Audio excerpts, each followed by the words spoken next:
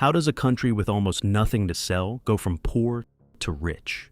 Singapore is so small that you can drive across the entire country in under an hour. It has no oil, no gold, almost no natural resources, and even imports much of its drinking water from Malaysia. Yet today, it has a higher GDP per person than the United States and ranks among the wealthiest countries on Earth. It's also home to one of the world's busiest ports, and thousands of multinational companies such as Google, Microsoft, and Amazon have chosen to base their operations there, helping make it one of Asia's leading commercial and financial centers. So, how did a country with almost nothing become a global economic powerhouse? After being expelled from Malaysia in 1965, the tiny island suddenly found itself on its own. Yet its first prime minister, Lee Kuan Yew, believed the country's future wouldn't be determined by the resources it lacked, but by the opportunities it could create. The first step was making the most of its location. That single decision would become the foundation of one of the greatest economic transformations in modern history. The island sits beside the Strait of Malacca, one of the busiest shipping routes in the world that connects the Indian and Pacific Oceans. Every day, around 1/4 of global trade passes through these waters. To capitalize on it, Singapore invested billions into expanding and modernizing its port to make moving cargo faster, cheaper, and more reliable than anywhere else. But moving them was only the first step. To create lasting prosperity, Singapore needed companies to stay. So, the government created a business-friendly environment with competitive taxes, low corruption, political stability, and clear regulations that encouraged long-term investment. Currently, more than 40,000 international companies operate there, bringing billions of dollars in investment and supporting thousands of skilled jobs. But those businesses also needed skilled workers, so Singapore invested heavily in its people. The government poured resources into education, expanding schools, strengthening universities, and creating vocational programs that taught the skills businesses actually needed. Today, that approach has helped Singapore consistently rank among the world's best-performing education systems.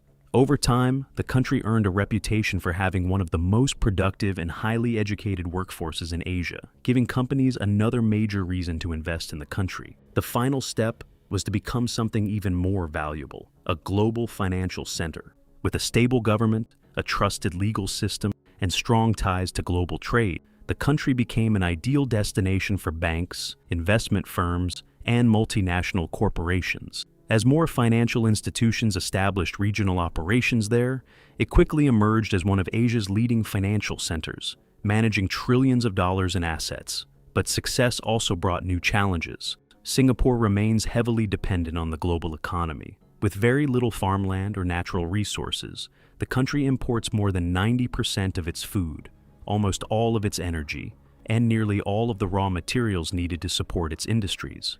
As a result, disruptions to global trade, shipping routes, or energy markets can quickly affect prices, supplies, and economic growth. It's also facing an aging population. As the workforce shrinks and the number of retirees grows, maintaining strong economic growth while supporting an older population becomes an increasingly difficult balancing act. Limited land presents another major challenge. With a land area of just over 270 square miles and more than 6 million people living there, it is one of the world's most densely populated countries. Housing, businesses, ports, and industries must all compete for the same limited space, driving property prices among the highest in Asia. To create room for future growth, the government has expanded its territory by reclaiming land from the sea, increasing its land area by roughly 25% since independence. But despite these efforts, space remains one of the country's most valuable and limited resources. Competition is also intensifying. Other countries are investing heavily to attract the same businesses, talent, and capital that fueled Singapore's rise. To remain competitive, it can no longer rely on the advantages that made it successful decades ago. It must continue to innovate, attract skilled workers, and adapt to a rapidly changing global economy. Ironically, having no natural resources may have been one of its greatest advantages. Countries rich in oil or minerals often become dependent on exporting them, while neglecting other parts of the economy. This one never had that option. It was forced to compete through efficiency, education, and innovation instead. Yet, if history has shown anything, it's that the city-state has never stopped reinventing itself. But perhaps Singapore's greatest achievement wasn't building world-class ports, attracting global companies, or becoming a financial hub. It was earning the world's trust, trust that contracts would be enforced, trust that corruption would remain low, and trust that businesses could invest with confidence for decades. In the modern economy, that proved to be every bit as valuable as the natural resources it never had. On paper, Singapore should never have become rich, but history often has other plans. If you enjoyed the video, be sure to leave a like and subscribe. Until the next show of power, thanks for watching.